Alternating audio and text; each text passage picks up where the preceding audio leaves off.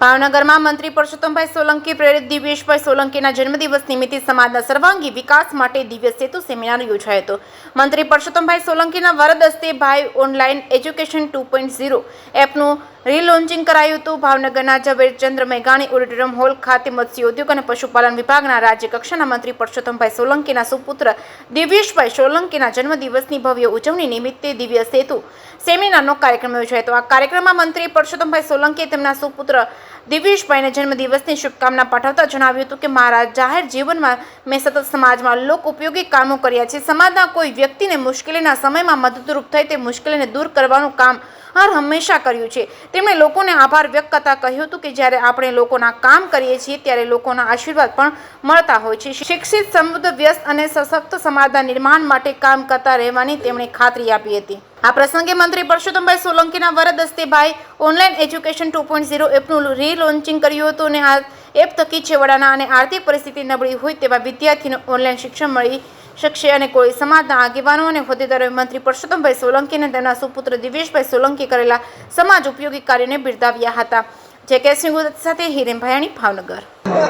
આજરોજ મારા ભાઈ શ્રી દિવેશભાઈ સોલંકીનો 34મો જન્મદિવસ છે અને દર વર્ષની જેમ મારો ભાઈ દિવેશ સમાજને કંઈક ઉપયોગી થાય, સમાજમાં કંઈ સંદેશ આપે એવો જન્મદિવસ ઉજવે છે અને મારા બાપુજીની જેવી આશા છે કે ભાઈ મારો ભાઈ પપ્પા જેમ જ હું પણ એવા અમે બધા પણ આશીર્વાદ આપીએ છીએ કે મારા પપ્પા જેવું જ મારો ભાઈ પણ એટલું કામ કરે અને સમાજમાં ખૂબ આગળ વધે, લોકોનો પ્રેમ મળે એવા સાથે આ એક જન્મદિવસ ઉજવ્યો।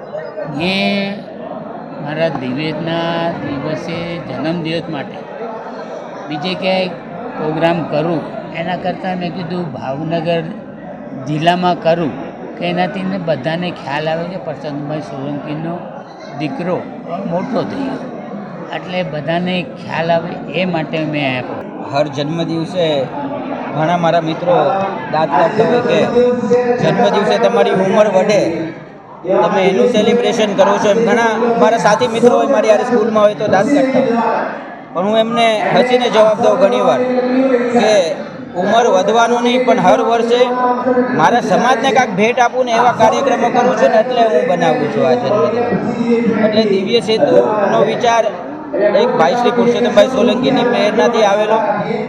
સમાજના તમામ અધિકારી, કર્મચારી મંડળ અને સમાજના સેનાના તમામ પ્રમુખોને એક દાત્રે બાંધી અને સમાજના ઉદ્ધાર અને સમાજના વિકાસ માટે આ કઈ રીતે વધુમાં વધુ આગળ વધે અને સમાજને ઉપયોગી આપણે થઈ શકીએ એની માટે આ કાર્યક્રમનો આ દિવ્ય સેતુ નામ રાખીને આ કાર્યક્રમનું આજે અમે રાખેલું।